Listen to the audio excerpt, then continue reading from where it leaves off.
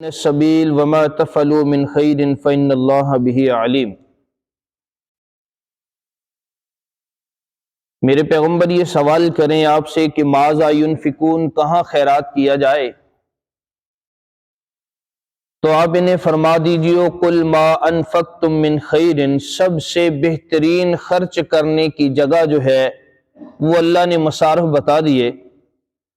فللوالدین، سب سے پہلے والدین پہ خرچ کرو، والاقربین، پھر نزدیکی رشتہ داروں پہ خرچ کرو، والیتامی والمساکین، یتیموں کا بھی بھلا کرو، مساکین کا بھی بھلا کرو، وابن السبیل، اور جو مسافر ہیں ان کے ساتھ بھی حسن برتاؤ کرو، وما تفعلوا من خیر، تم جو بھی بھلے کا کام کرو گے، فإن اللہ بہ علیم، اللہ خوب جانتا ہے۔ اللہ کو تمہارے بھلے کاموں کا پتہ ہے، اللہ تمہارے دلوں کی بات جانتا ہے۔ تو کل والدین پہ تذکرہ کیا تو آج بھی والدہ ہی پہ تذکرہ کروں گا، کیونکہ معاشرے کے اندر سب سے بڑا جو جرم اس وقت ماں باپ کا ہی بنا ہوا ہے۔ اللہ رب العزت نے ارشاد فرمایا میرے پیغمبر انہیں بتا دو کہ بہترین خرچے کی جگہ تمہاری ماں اور باپ ہے۔ میرے بھائیوں، میرے پیغمبر علیہ السلام نے ارشاد فرمایا جس نے ماں باپ کو رلایا اس نے اپنی عبادات غارت کر لی، اس کی عبادات تباہ و برباد ہو گئی۔ تو بھائیوں، جو بچے شادی ہوتے ہی فوراً علیحدہ ہونے کا سوچتے ہیں نا، میں اپنی ماں اور باپ سے علیحدہ رہنا ہے، وہ صرف اور صرف اکیلے 20 سال کے دودھ جو ماں نے پلایا اس کا حساب کر لینا، خدا قسم وہی نہیں دے سکتے۔ جو ماں نے مول لے کے باپ نے پلایا، 1 پاؤ دودھ کا بھی حساب کر لیں، صرف 1 پاؤ دودھ کہ ہفتے کا کتنا بنتا ہے، مہینے کا کتنا بنتا ہے، صرف 1 دودھ اور 1 خشک روٹی کا حساب کر لیں تو کبھی بیٹا علیحدہ ہونے کا نہ سوچے۔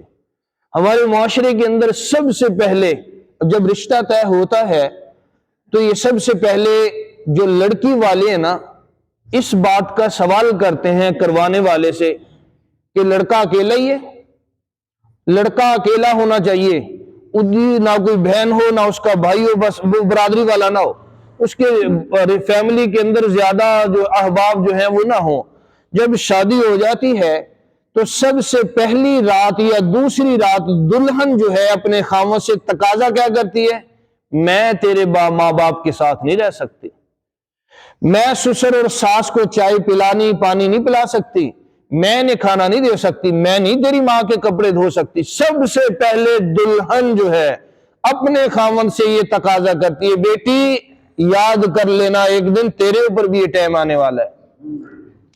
ایک دن تو بھی ساس بننے والی ہے۔ سب سے پہلے دلہن یہی کہتی ہے میں تیری بہنوں کو اپنے گھر میں نہیں آنے دینا، میں تیرے ماں باپ کو نہیں کھلا سکتی۔ پریشانی لاحق ہے ان والدین کے لیے، 3 بیٹے 3 کمرے، ماں باپ نے کہاں رہنا ہے؟ اسی باپ نے گھر بنایا، اسی ماں نے اس گھر کے لیے اپنی جوانی برباد کر دی۔ جب تیری شادی بچے کی ہوئی، بھائیوں بیٹیوں بیٹوں، انہی ماں باپ نے اپنے لقمے تمہیں دے کے پالا ہے، انہی ماں باپ نے اپنی جوانیاں تیری جوانی پہ قربان کی ہیں۔ ان شادی کے دن دیکھنے کے لیے ماں باپ نے کتنی دعائیں مانگی ہیں، جب تیرا شادی کا ٹائم ہوا تو تو نے ماں باپ کو پوچھا بھی نہیں ہے۔ آج کل تو عجیب ماحول چلا گیا، شادی کے معاملے میں ماں باپ کا حصہ حق جو ہے وہ ختم کر دیا گیا۔ پہلے بتا دیا جاتا ہے ہم نے فلاں جگہ کرنی ہے، بیٹے وہ ٹھیک نہیں ہے، آپ کو نہیں پتا زندگی میں نے گزارنی ہے آپ نے گزارنی ہے۔ ٹھیک ہے، رائے لینی چاہیے بیٹی اور بیٹے کی، ماں باپ کے بھی حقوق ہیں، ماں باپ کے بھی حقوق ہیں۔ بھائیو آپ کو یاد ہوگا سیدنا حضرت ابو ہریرہ رضی اللہ تعالی عنہ جب بھی دعا مانگتے، اللہ کے نبی نے فرمایا لوگوں جو اپنی دعاؤں کے اندر ماں باپ کے لیے دعا نہیں مانگتے ان کی دعا خیر سے خالی ہے، مگر ہم اپنی اولاد کی کامیابی، اپنی اولاد کا انجینئر اور ڈاکٹر اور پولیس مین اور بڑا افسر بننے کی دعا مانگیں گے مگر ماں باپ کا بھلا نہیں مانگیں گے۔ جس دعا کے اندر تم ماں باپ کا بھلا نہ مانگو، ماں باپ کے لیے دعا نہ مانگو، وہ دعا خیر سے خالی ہے، وہ دعا خیر سے خالی، مگر ہم ماں باپ کو نکال دیا۔ حضرت سیدنا ابو ہریرہ فرماتے ہیں جب بھی وہ دعا مانگتے اللہ مجھے معاف کر دے، میری ماں کو معاف کر دے، جو میری ماں اور میرے لیے بخشش مانگے اے اللہ میرے مالک تو اسے قیامت تک اسے معاف کر دے۔ آپ کو یاد ہوگا قصہ سیدنا اویس کرنی رضی اللہ تعالی، لوگ تو عاشق رسول بنا کے ان کے قصے پیش کرتے ہیں، نہیں مگر میرے نبی کا زمانہ ہے، اللہ کے نبی کے زمانے میں صرف ماں کی محبت اور خدمت نے حضور کی صحبت نہیں ہونے دی۔ انہیں کیا ماں اور اپنی ماں کی محبت، ان کی خدمت میں ایسا ٹائم گزارا، میرے نبی کی صحبت میں نہیں گئے تو اللہ کے نبی صلی اللہ علیہ وسلم نے بھی پیار کا کیا انداز اپنایا، اللہ اکبر کبیرہ۔ اے لوگوں جب بھی میرا اویس ملے اس سے میری امت کی بخشش کی دعا کروانا۔ بھائیو اس نے ماں کا اپنے ماں کا احترام اتنا کیا، ماں کو فالج تھا، ماں کو فالج تھا،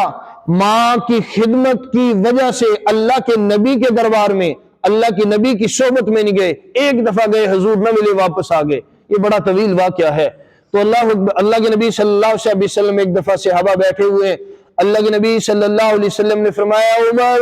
اے علی، کون عمر؟ سیدنا عمر جو میرے نبی علیہ السلام کی دعا ہے، میرے نبی کی مراد ہے، حضرت عمر جس بازار سے تو گزرتا ہے شیطان راستہ بدل دیتا ہے، اے عمر وہ عمر جو اللہ کے نبی صلی اللہ علیہ وسلم نے دعا مانگ مانگ کے لیا، اور جس دن عمر آیا اللہ نے آسمان سے لقب دے دیا فاروق اعظم کا۔ تو میرے اسی طریقے علی من کنت مولا فہذا علی مولا، جس کا میں مولا اس کا علی مولا، وہ علی وہ عمر، سب کہو رضی اللہ تعالی عنہ۔ حضرت پیغمبر جناب محمد رسول اللہ نے فرمایا عمر، اے علی تم جب بھی اویس کرنی سے ملنا، کرن میں جانا، فرمایا اس اویس کرنی سے میری امت کی دعا کروانا۔ تو میرے بھائیو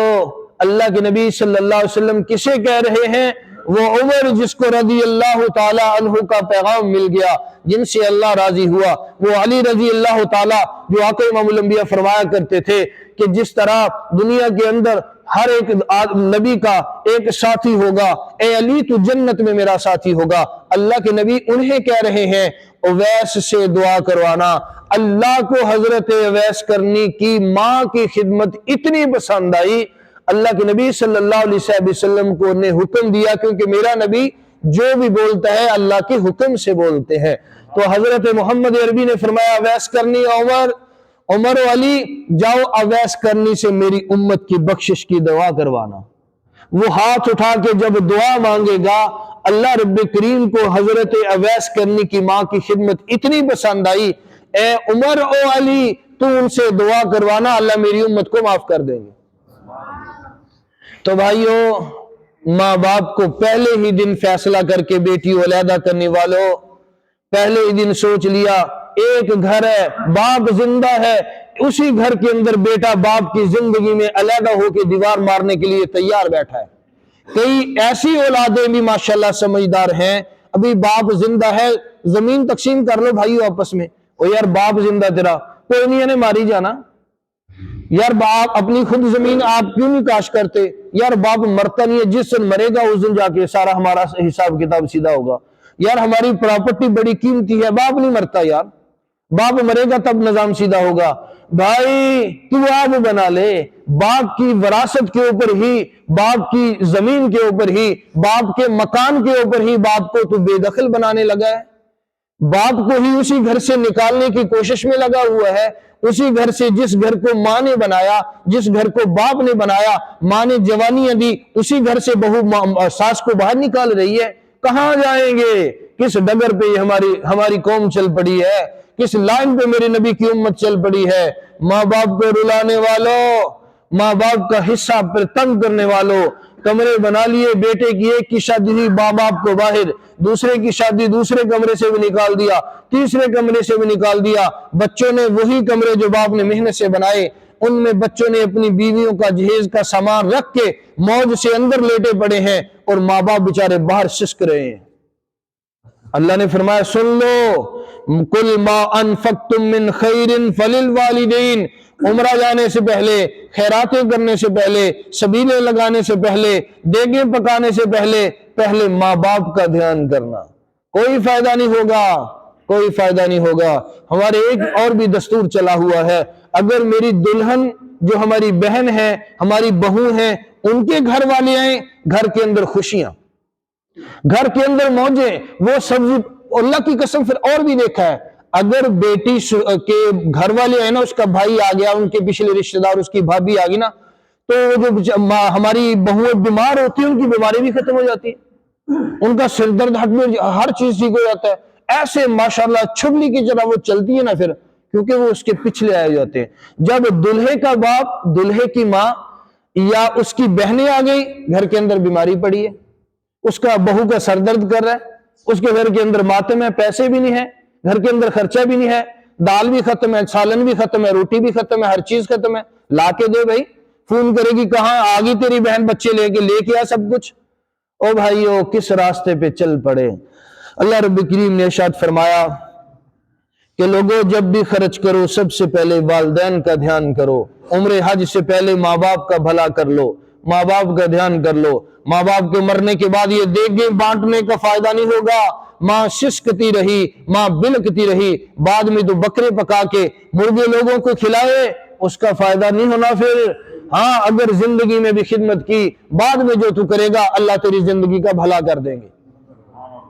فائدہ ہوگا۔ اگر ماں باپ زندگی میں رلائے ہیں، پھر تیری بعد میں خیراتوں کا فائدہ نہیں ہوگا۔ قُلْ مَا أَنفَقْتُم مِّن خَيْرٍ فَلِلْوَالِدَيْنِ وَالْأَقْرَبِينَ، ماں باپ کو علیحدہ کمروں میں بند کرنے والوں، ماں باپ کی زندگی میں ہی تقسیمیں ڈالنے والوں، ماں باپ کی زندگی میں گھروں کے اندر دیوار بنا کے علیحدہ دروازے لگانے والوں، ایک دن تمہارے اوپر بھی ٹائم آنا ہے، حساب دینا پڑے گا۔ یہ قرض لوٹ کے آ رہا ہے، حساب دینا پڑے گا۔ فَلِلْوَالِدَيْنِ وَالْأَقْرَبِينَ، اپنی قریبی رشتہ داروں سے۔ علماء فرماتے ہیں جو آدمی اپنی قریبی رشتہ داروں پہ بھلا کرے گا، ان کا ساتھ دے گا، اللہ اسے بڑی جان لیوا بیماریوں سے محفوظ رکھیں گے۔ وَالْيَتَامَى، اللہ کے نبی نے فرمایا جس گھر کے اندر یتیم کی عزت کی جاتی ہو، اللہ کے نبی صلی اللہ علیہ وسلم نے ارشاد فرمایا وہ گھر آسمان والوں پہ اس طرح چمکتا ہے جیسے چاند چمکتا ہے۔ ہم یتیموں کا مال غرق کرنے، غصب کرنے اور خراب کرنے پہ آئے ہوئے ہیں۔ رب کریم نے فرمایا والمساکین، مساکین کا دھیان رکھو، وابن السبیل، جو مسافر ہیں ان کے لیے اہتمام بناؤ، وما تفعلوا من خیر، جو بھی نیکی کرو گے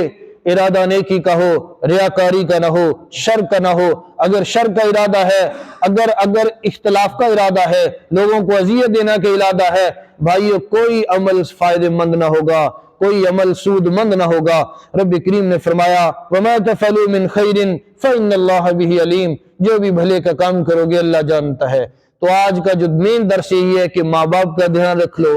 ماں باپ کے ساتھ حسن سلوک کر لو۔ میرے پیغمبر کے پاس بچہ آیا، ساتھی آیا، حضور جہاد پہ جانا چاہتا ہوں، حضور نے فرمایا ماں زندہ ہے، باپ زندہ ہے کہ ماں زندہ ہے، جا اپنی ماں کی خدمت کر لے، اللہ تجھے جہاد کا ثواب دے دیں گے۔